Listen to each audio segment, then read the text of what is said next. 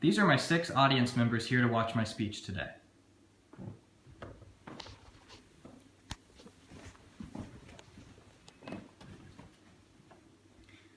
According to professional ski racer and Olympic gold medalist Bodie Miller, when you back off, it's easier to make mistakes. For me, it's better to ski fast. While this philosophy may work for a pro like Bodie, most of us are probably not going to be able to embody it our first day on the slopes. In order to have that perfect first day, there are 2 vital components that you must understand. And with the help of sources like evo.com and REI, 2 major ski retailers, I'm here to provide you with everything you need to do before you get on the mountain. To have a perfect first day skiing, you must get the right ski equipment.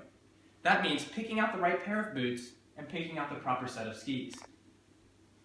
Before we get into that, let me clear up the most common misconception when it comes to skiing.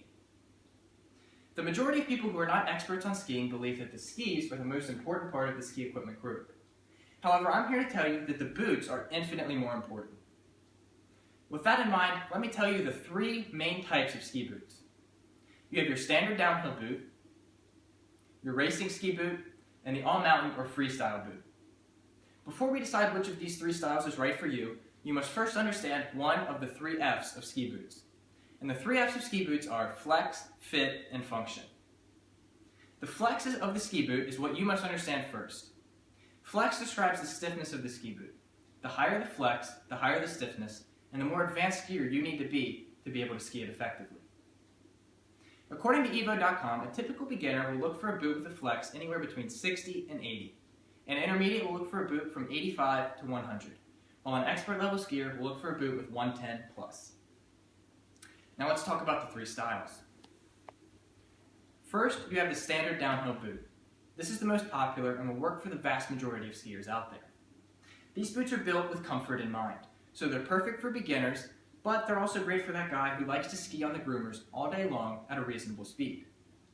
These boots range in flex anywhere from 60 up to 100, so they cover from the bottom level beginner all the way up to the upper level intermediate. If skiing at reasonable speed just isn't in the cards for you, there's always a ski racing boot.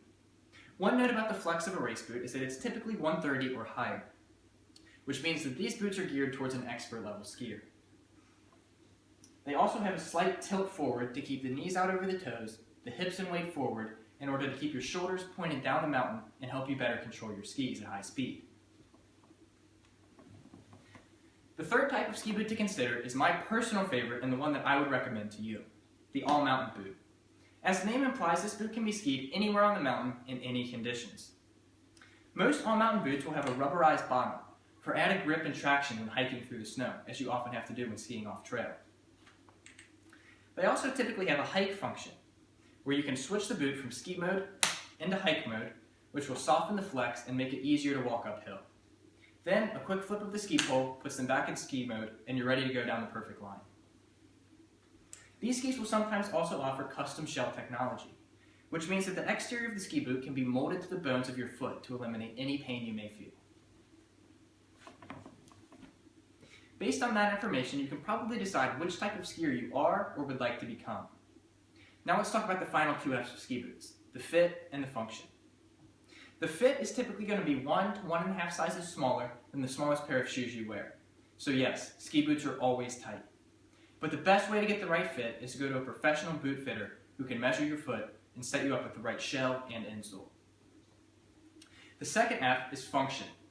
This describes any special features that you may need out of the ski boot, such as the hiking mode that I showed you, or the custom shell to keep your feet comfortable, or even if your feet get too cold, they have heated boots.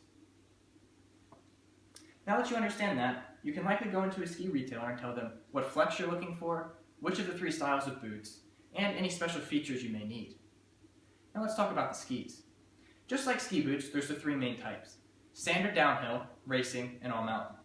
But since you probably already know which of these 3 categories you fall into, I think it'll be more useful to tell you about the 3 ski shapes. These shapes refer to the edge shape of the ski, which is the area of the ski in contact with the snow when you're making a turn. The first type is camber, which can be thought of as a half moon, with the tip and tail in the snow, and the midsection actually elevated out of the snow. When you snap your boot into the binding, the weight of your body will force the midsection of the ski down onto the ground. This shape is preferred by ski racers because when you go through turns, they give you a little bit of a pop at the apex to tell you exactly when to start that next turn. The second ski edge shape is the exact opposite, rocker or reverse camber, and this ski is going to be preferred by the all-mountain skier. It's also a half-moon shape, but this time the tip and tail of the ski are up out of the snow while the midsection is in constant contact. The perk to having this shape is that all you have to do is put the ski on edge, because the natural shape of the ski is the same shape as the natural shape of the ski turn, so the ski will quite literally turn itself. If you're just not sure which is right for you, and you don't want to compromise knowing when to make the next turn with making an easy turn, the hybrid ski may be what you're looking for. It's a mixture of the two, with rocker in the tip and tail and camber underfoot. The rocker in the tip allows you to easily initiate the turn by simply putting the ski on edge, and the camber underfoot gives you that nice little pop so you know when to start the next turn. The drawback to this ski is that the ease of initiation is not as dramatic as a fully rockered ski, and the pop at the apex is not as dramatic as a fully cambered ski, but it's a good intermediate choice. The last thing to address is ski length, which, like boot flex, is directly related to your abilities as a skier. According to REI, a typical beginner will look for skis that are about as tall as their chin. An intermediate will look for a set of skis as tall as their nose, while an expert will typically want a ski that's at least as tall as their forehead. Of course, these are variable values that can be changed based on the way you want to ski. If you want to go a little bit faster, I would recommend getting a longer ski. If you want to ski slower with short, tight, controlled turns, go a little bit shorter. But with this in mind, you can pick out the perfect set of skis. With everything I've told you today, you can likely have the perfect day on the mountain. You know what boots you need and what skis will complement them perfectly. Just make sure not to overestimate your abilities. Skiing is the best sport in my opinion, and you need to get out there and enjoy it. Thank you.